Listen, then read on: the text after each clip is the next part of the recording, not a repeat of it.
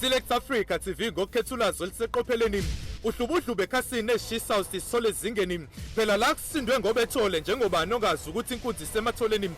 Ngibingelele babukeli beSelect Africa TV igama ngokwazi ngoThobisani ngwakamthembele njabule ihora ke bafowethu njengoba nihleze nazi ukuthi sihleze sikhona sinithanda sinilethela okuhle njalo namhlanje ke nginodokotela uDr Dlamini insizwa bafowethu eniyazi kahle iumelaphi wendabuko iyabasiza kakhulu abantu futhi nje inanokwenza imicimbi eminingi okusiza abaculi kodwa sizoxoxa ke namhlanje bafowethu sixoxe ngoba sizwile inani kunane lentuza kunane ingqwele engathi nominatiwe kodwa ke ake singaqali lapho bafowethu Dr Dlamini asikubingelele sikwamukele kwiSelect Africa TV siphinde kwinyanga yamagugu mfowethu siyazi ukuthi umuntu osondele kakhulu esintweni ade kugcotshwa inkosi isilo ubukhona kumnandi kwadela kwathi mfowethu ubuhlezi useduzane nesilo kwenzeka izinto mfowethu asikubingelele sikwamukele kwiSelect Africa TV. Ngiyabingelela kubabukeli beSelect Africa TV emvelase onibingelelayo uDlamini ongumshana kwaNdimande odabuke endaweni yakwaNongoma phansi le koMbuzi ozalelwe koMbuzi wakhulela ehlabathini sebesukile manje basesigangeni ngase White City khona kwaNongoma njoba kwaziwa ukuthi ke sotha ubayede thina njengoba sakhothama isilumdlekombane evukudla amadoda indlonje nephapha ekhanda amezindaba lo muntu omemeza usengathi wakhala uyalila uthi ikhula likajama chithekile chithe engcole endala uthoma landela unesibindi buthelezo khuthaza umntakandaba bemthuka bemcofule bethu uzolithini ekalibusa njengoba sikhotheme ke isilo laphinde labalela ke ilanga sesinesilo futhi esinye esikhona uMisuzulu kazolithini kabheka uZulu so ke bafowethu namhlanje ngithe angihlale lapha neSelect Africa TV just ukuthi siyixoxele nje sibuze imibuzo abayibuzayo sixoxe ngento abafisa ukuthi sixoxe ngayo. Dr Dlamini siyabonga mfowethu futhi siyajabula ukuba nawe ngiyacabanga ukuthi umuntu esisebenze kakhulu naye kule TV sikhulela kuwena senza izinto ezinhle nawe and ubuyisela kubantu emphakathini bese nawe sihamba amazwe sinawe mfowethu inyanga yamagugu ungathini ngesinto sethu ukutshela abantu ake siqale nje lapho. Into engayisho ngesinto sethu ukuthi fanele siqhenye ngokuthi thina singabantu ngelinye ilanga lento ingikhumbuza masikhuluma ngento ethinta amagugu ingikhumbuza entweni ethinta indaba yenkolo ukuthi eBhayibhelini kunencwadi lapha umntwana owayegula ubeza kuJesu abafundi bakaJesu bathi nangu umuntu uyagula Nkosi uyakhala ingane yakhe ingene ngamadimoni uthi uJesu angizelanga ngeze esizweni sakwaJuda ubiza isizwe sakhe uthi ngeke ngithathe isitsha sabatwana ngesiphose enjini ngoba nakho eze ezizweni esiqondile ngelinye ilanga kuzofuneka sithola ithuba sike sikhulume nawe lento yenkolo ukuthi njengoba namhlanje sihlupheka kangaka kodwa kuyithina esikhonza kangaka uNkulunkulu isukaphi indawo ngoba isizwe nesizwe silahla amasiko waso nolahlo ngekwaso sidalela ukuthi ehlupheke kodwa ngelinye ilanga soyixoxa le hayi ngoba ngipolitika kodwa akufanele thina ngabe masithandaza sibiza uNkulunkulu wakwezinye izizwe funa abe sibiza uNkulunkulu wala kithi ngoba mawufonela eGoli uthi 03011 mawuke wabheda inamba yodwa ku 011 noma ngabe lezi ezinye inamba icorrect kodwa ngeke isangene eGoli so ke enye into esoyikhuluma njengoba ngithi kasikhulume ngento ethinta amagugu fanele sazi ukuthi siwobani sazi umlando wamakhosi alelizwe sazi umlando wokhokho bethu sazi umlando womkhulu bethu nogogo bethu sazi umlando wobaba uyazi ngathola isimanga ngithola ukuthi enye insizwa ayibazi obaba bayo ukuthi balamana kanjani obaba bayo ayibazi ukuthi ubaba omkhulu bani elanya ubani kuze kufike kubaba wayo bese kubabanye abalandelayo ngithi mina kuyenzeka kanjani lento ukuthi umuntu angazi ukuthi obaba bakhe balamana kanjani so engikukhuthazayo ke ukuthi nathi thina bobaba nomama sifundise izingane ngesintu sethu namhlanje uhlangana nezingane zamaZulu zikwitiza isilungu la emgwaqeni isilungu sokucela iphalishi ngoba silambile akusona sokuthi thina funeke whatever siyenza ngesilungu isilungu iyona language yo communicator nabanye abantu sikwazi ukwenza ama business kodwa when it comes to ukuthi singobani fanele sikhuluma ulimi lwethu senze izinto zethu zamasiko njengoba bengenza umcimbi nje omkhulu obusemalukazi ngenzela umphakathi kwabuswa laphana ngendlela eyisimanga sakhuluma ngomlando nokuthi njengoba ku celebrate ilembe leqamanye amalembe ngokukhalipha ushaya ngisho ukuthi ushaya inkosi yethu kwaZulu udlona lukwendaba odluka emanqolubeni kwaze kwasamanqobe bikelana azekhothama kwakwenze njani kwadukuza kwakwenze njani ukuze kuthiwa kwadukuza ikhongela lapho kuthiwa ikhangela khona okuyikhongela le abalungu abahlula ukuthi ikhangela lapho ushakathi khona ngizokhangela amankengane ethi ngizobheka lapha eGwazulwane ethi la kuzophuma belungu ngoba abantu ufuna bakunderstand ukuthi amakhosi uNkulunkulu asinika wona athenga amakhosi kodwa suke ngabaprofeti futhi ngoba kwazi ukubona izinto ezisuke ingakenzeki isilo samabandla sayikhuluma le ndaba sathi singakakhothami sathi the day nithinta uZulu ninyakazisa umhlaba kaZulu noma kukhona ethinta uZulu kuyosha ikhotha kusha intaba kusha yonke into siyibonile into yenzeka ngeCovid ngecorona before icorona kukade kunesimo sokuluthwa kwasha yonke indawo kwaba yonke indawo waye prophetile ungangezwe lakhe so ke abantu ababuyele ekuthenini thina singobani siqhenye ngobuthina sizazi ukuthi thina sisukaphi sivelaphi amasiko wethu athini yiziphi izinto ezilobungozi uyazi ukuthi umkhulu ngelinye ilanga wakwathi kimi Andile ungathandani nentombazane esinengane ungenangane noma ngabe uyishiya ngeminyaka e10 mayisinengane yona isiwumama kuwe yeah so ke into engayisho nje ukuthi bafowethu asizazeni ukuthi singobani sifundise izingane ukuhlonipha isizwe kwesakwaZulu saziwa kakhulu ngenhlonipho asikho isizwe saziwa njengenhlonipho njengathi kodwa umuntu mayesebhedile futhi ke siyayifaka nenduku so ke ilokho engakusho ukuthi asizazi singobani siphumaphi ngosuku lweHeritage. Babuke bla Select Africa TV ngihleli nodokotela uDr Dlamini bafowethu insizwa ke le ehumelapho endabuko dokotela into ebengithanda ngikubizele yona kakhulu la ngifuna sixoxe ngale ndaba noma singene kule ndaba yeyinqwele ngizwile kuthiwa kunohlelo olukhona leyinqwele la khona enominatiwe nafakwa kwathiwa votelwane ngicela usichazela mfowethu isukaphi lento endi ithema ifika kunina yafika kanjani ezinizi inyanga engicabanga ukuthi ezinye imibuzo ezohamba ivele leyo noma ozohamba uyiphendule ukuthi kubalekile yini ukuthi nize nihlanganiswe kuthiwa votelwane nizinyanga ake siyibheke lento mfowethu yeyinqwele isukaphi kanjani ithema ifika kunina ibiqhamuka kanjani. Ngiyahlangana nabaphathi bayo saxoxa kahle kuyaqala ukuthi kuthiwe abelaphi bendabuko bayavotelwa futhi baphinde bekhathwe bodwa ngoba sekwenzekile sanominatewa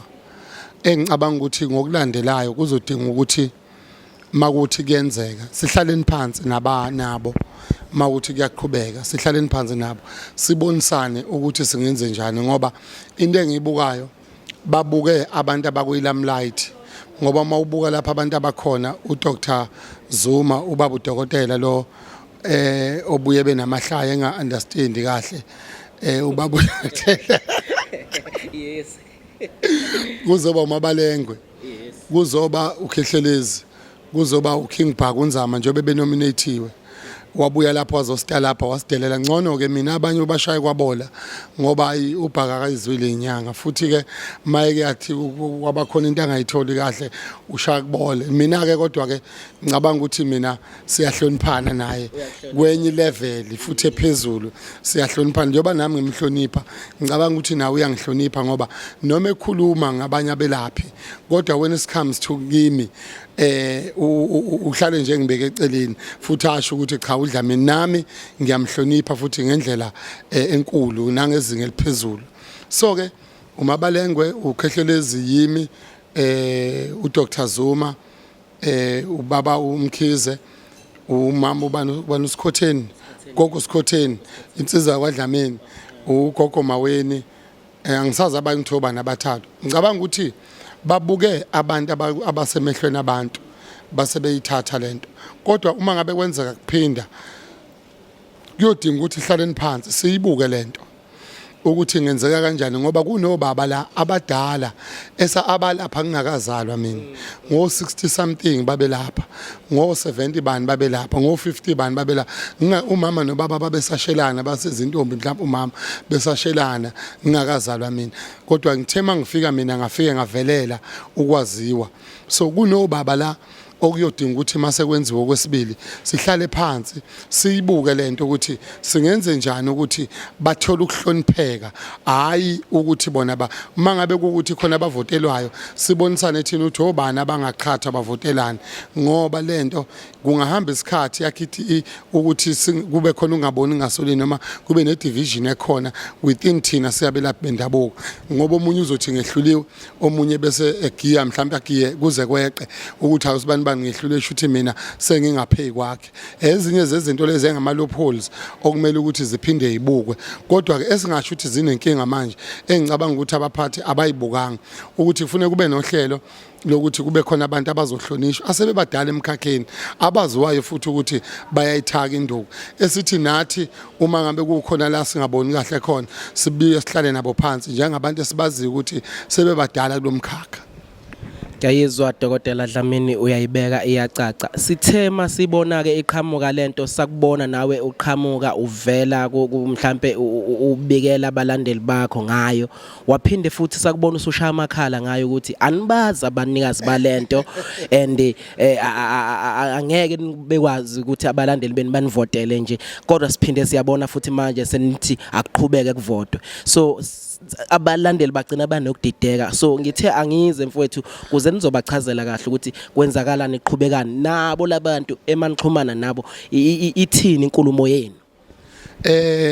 Ngihlanganile nabo, ngeke ngayenza ivideo ngatshela abantu ukuthi abami ukuvota. Ngani na ngenxa yokuthi umntwana lo osebenza eoffice owakwaMpunguso okuyena nade answer amafoni bengasamtholi. Ngayithakasela uma ngabe ngizwa ifika kimi emadlebeni, ngathatha iform ngathumela umanager ongimanagele ioffice, ngathi akangigcwalisela amaform aphinda ungattendele imedia briefing ebise ICC. Kodwa kuthema kuqhubeka isikhathi lento iqale mhla 15 ukuvota, kuthema kuqhubeka isikhathi ngomhla 18 19 20 lapho ngomhla 2021 lapho ngabe sengenza ivideo ngathi mina ngicela bami emva kokuba lo mntwana bengasamtholi, kodwa iqale ekuthenini ngithi mina kuye ngicela angiphe i-office number lapha batholakala khona okuyise commercial.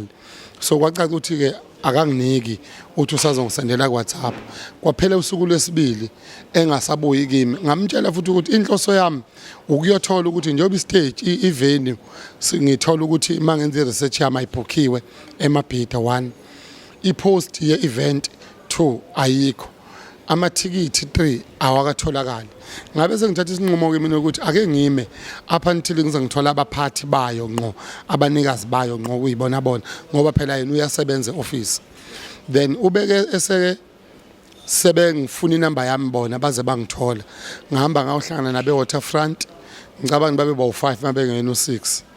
babe bawu4, babe bawu5, kwafika abanye abawu2. Ngafike ngabamba imeeting nabo sakhuluma nabo, then bangicacisele ukuthi no, kube nezinkinganyana ezithile ezibe khona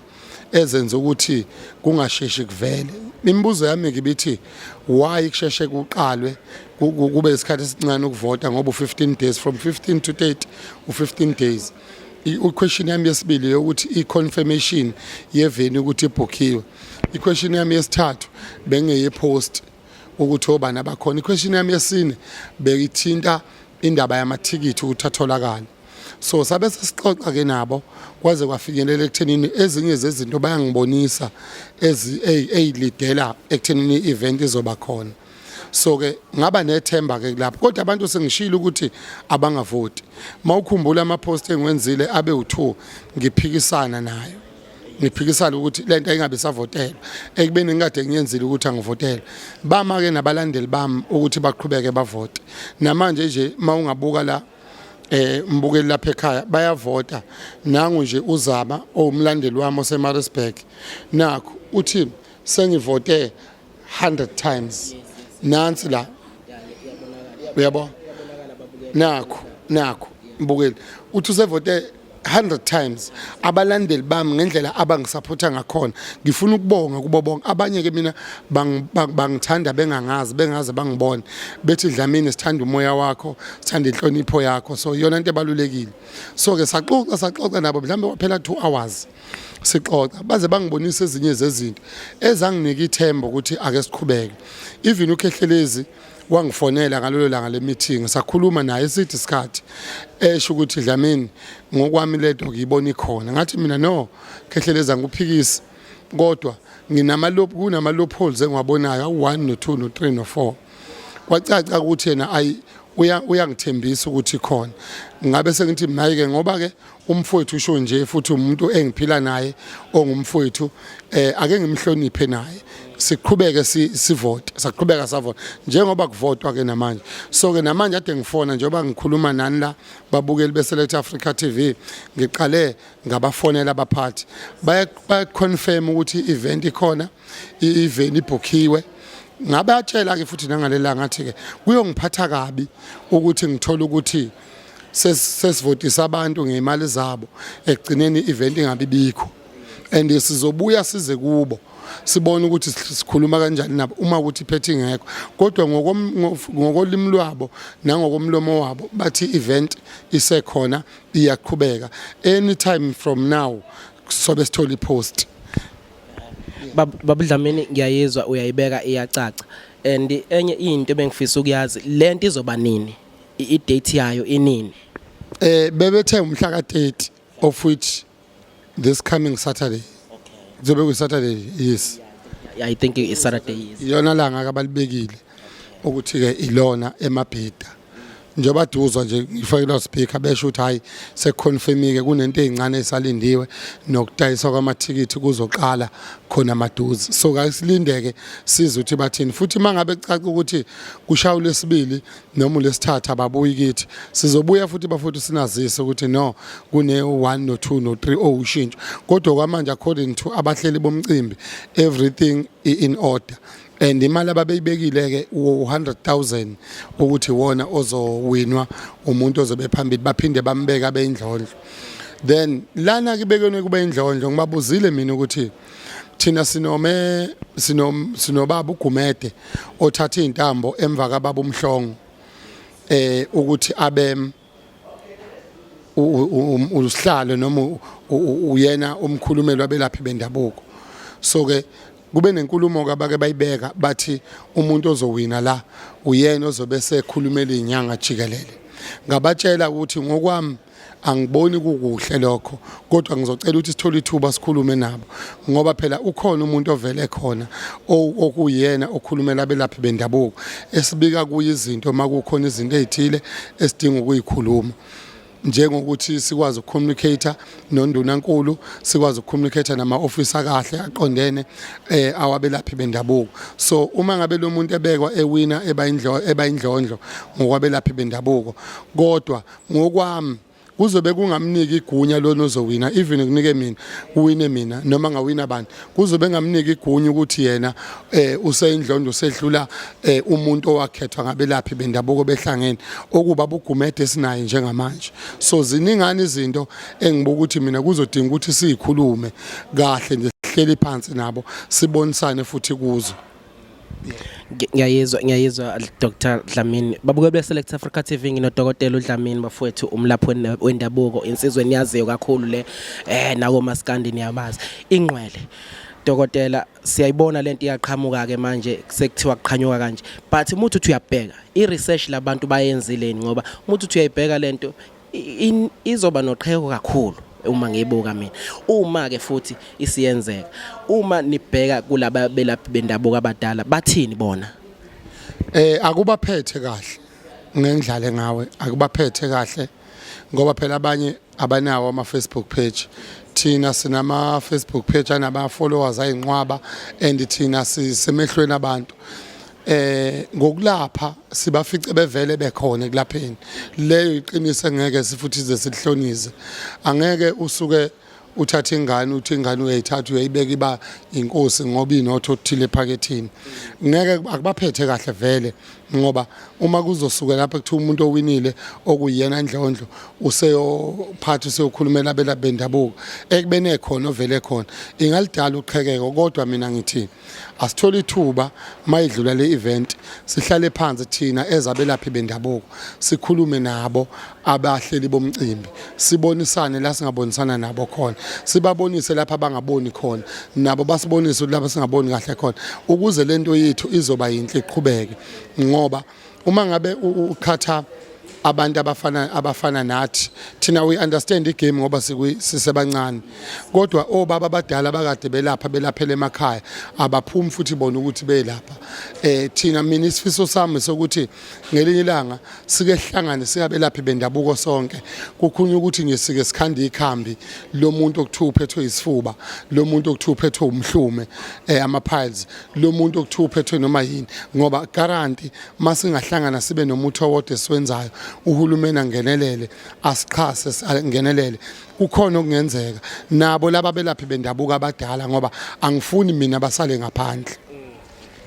Wayibeka Dokotela iyacaca babukeli beSelect Africa TV ngicabanga ukuthi nichazelekile babukele emakhaya nichazelekile ngendaba yenqwele uyibekile yacaca uDokotela bafowethu abantu abaqhubekeke bavote Dlamini. Cha abantu abaqhubeke bavote ukodwa uma ngabe kwenzeka umcimbi uphethe ungabe bikho hayi ngoba abalandeli bethu sobe sinidayisile cha angeke ze sinidayise futhi kuyobe kungeyona inhloso ukuthi kuthiwa senidayisa nasivotela egcineni akusabe bikho umcimbi kuney'nkingane ezithile ezincane abayibekile futhi kimi ngesikhathi ngine meeting nabo abapheka ukuyilungisa engithe ngabuka nginethemba ukuthi ngempela zizolunga kodwa ngolesithathu mina ngizobuya nginitshela into egcwele ukuthi kwenzakalani kodwa nje mina abantu landeli bami ngicela baqhubeke bavote inamba okuvotwa kuyo u48443 kodwa mawubhala ke kuleyo namba leyo uthi busungena kuyo ke kuma message bese uthi 220 icode engivotelwa ngayo mina njengoDlamini kubo bonke abangikhonzile nabangithandayo ngicela abafowethu bangivotele. Uma ngabe kuukuthi umcimbi uphethe uba nezinkinga eziba khona kuyofuneka nazi ukuthi hayi ngoba kuyithini esidayise ngani kuyobazochaza abahleli bomcimbi ukuthi inkinga ibe kuphi uma uphethe umcimbi ongabanga bikho futhi uma uphethe uba khona sizonazisa ukuthi amathikithi atholakalaphi asambeni siye khona ukuchaza kafishane ukuthi when it comes to indlela okunominatwe ngayo thina ayibanga kahle ngoba kunabantu abaningi abasebenzela emakhaya abangekho ebalazweni abalaphayo futhi kakhulu abanye babe esibahloniphayo kunensizwa nje yasekhaya yakwaDlamini abanye abelaphi bazoyazi okuthiwa ubhokweni elapha ehluhluwe eSave More kwamnqobokazi iyalapha strong kodwa ayikho la kunobaba lapha uJohan 14 basejozini abekho la kunobaba uGodola lamankankani abekho la kunobaba uCele wakwaMasha wasemlazi akekho la kunobaba u3 ohlangene abekho la kunobaba lapha omahlombo ohlanya abekho la kunomama lapho ukumama uncalane baningi abelaphi bendabuko kusafuna ukuthi sibe nesikhathi sibuke ukuthi ngempela umuntu osuke ezovotelwa uzokhethwa kanjani ebese silubekwe ezithebeni kobaba asebebadala kube khona indlela futhi yokuthi bahlonishwa ngayo nabo njengabantu esifike thina bevele bekhona belapha baningi kakhulu abantu kunomama lapha nemgababa othwasisayo kunobaba bakondwedwe kunabantu abaningi abakonongoma kunomkhulu uDumisa lo ovama ukuba lapha kwi1 KZN baningi omkhulu uDr Mkhulu bakhona lapha baningi even kwinhlangano yabelaphi bendabuko basemgwaqeni sinenhlangano esinayo ubumbano labelaphi basemgwaqeni sila ku 38 mina ngohlalo wayo bonke laba bafowethu esinabo lapho abekho la okuyibona bona esihamba nabo ke emgwaqeni sesizavula inhlangano ubumbano labelaphi basemgwaqeni ikhona lenhlangano iyasebenza i-right kodwa bonke laba bantu laba balitholanga ithuba lokuthi bakwazi ukuvela so ngathi mina kuleyo kuvotelwa kungafuneka sihlale phansi abelaphi bendabuko siyibuke ibekwe ithebeni ukuthi singenze njani wobani abane-interest yokuvotelwa bese bayangena abane-interest abangena-interest basupport laba supporta khona abahlonishwayo bahlonishwe. Siyabonga kakhulu Dotela, siyabonga isikhathi sakho, sibonge mfowethu ukuthi sikubambile kuyisikhathi sesonto ngicabanga usoqhubeka emsebenzini manje mfowethu siyabonga. Babuke be-Select Africa TV, i-Select Africa TV bafowethu niyasubscribe niyasilandela njalo bafowethu Facebook Select Africa TV, YouTube channel uyasubscribe uhleze usilandela Select Africa TV so hleze sinilethele insizwe ezihloniphekile njengoba Dlamini kanje. Siyabonga baba. Kubonga mina bafowethu abantu bangakhohlwa umnabise bafowethu umnabise imbiza le engayala unavigator navigator ngakuyala ukuthi umnabisa ube khona eduze nangempela ngakunika hayi ngibona khamba kahle cha nje khamba kahle nje wawuncoma nje ukuthi khamba kahle nje ngeke ngisangene ngitithize kodwa khamba kahle so ngithi amadoda umnabisi ukhona umnabisi ufuna amawela ukhona ufuna ukwenza show ekamereni umnabisi ukhona imbiza yami kaDlamini okuthiwa umnabise kulezi insuku ngiphusha yona hayi yenza ihamba nepin code kuwamawele ngeke ngikubuze ukuthi uyawazi ngicela ukuthula ngingasho lutho. Babukela be-Select Africa TV uDr Dlamini bafethu besinayi la e-studio se-Select Africa TV siyamthanda kakhulu bafethu sohleze sinithanda sihleli naye sihlengelele. Siyabonga baba. 072 77 46 107 inamba yase office bese kuthi i-landline 071 71 071 I mean 07031 eyase office 0311 71 0721 i-landline le 0311 71 0721 bese kuthi cellphone 072 77 46 107 bese kuthi ipage ya Facebook Dr. Dlamini Dr. uleyo nje kuphela kunama fake kayinqwaba ucheckisise kahle inama followers amaningi amalako 100 to 200,000 ama followers bese kuba ukuthi ioffice lise Sangro House head office ise Sangro House 315 bese kuthi ekhaya Malukazi Road 5 nakwanongoma esiphambanweni abantu ke bafuthu makumsomluko ngisuke ngizotestisa abantu umnabise ngithatha only 20 wabantu ngosuku engizobanika mahala umnabise bezowutesta mahala. Inkosi nibusisi. Siyabonga ababukeli be-Select Africa TV sokwenza sure ke bafethu ngoba kuyenzeka ukuthola ukuthi uzisha inamba ngokusheshsha but sokwenza sure ukuthi siyayibhala lapha Dlamini escreenini bazoyithola khona. Sibonga kakhulu baba. Kubonga mina kakhulu ngiyabonga. Qhubeka bafuthu nibuke Select Africa TV niyilandele ngisuka kudeke nayi Select Africa TV mina bayazi nje babehlale bengibiza nje bayazi kodwa ke ngibatshelile ukuthi ngine complain enginayo ngiyabonga. Siyabonga babukeli be-Select Africa TV nangomunye ubhuti EPA. All right siyabonga kakhulu bafethu siyabonga salute.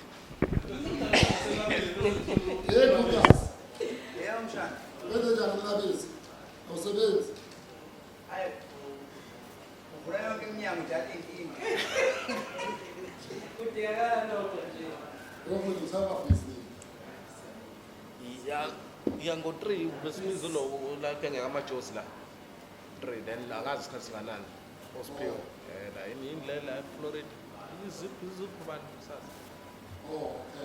then ke sifree ukuthi angazi noma uzoqala ngesikhathi ucabanga Mithi lapha endlini lapha imboni. All right. Lapha emakethe. Yeah. Ngile uzobamba le phone yini? All right, siyabonga. Imoto ayihambe ngapha. Bye ngale.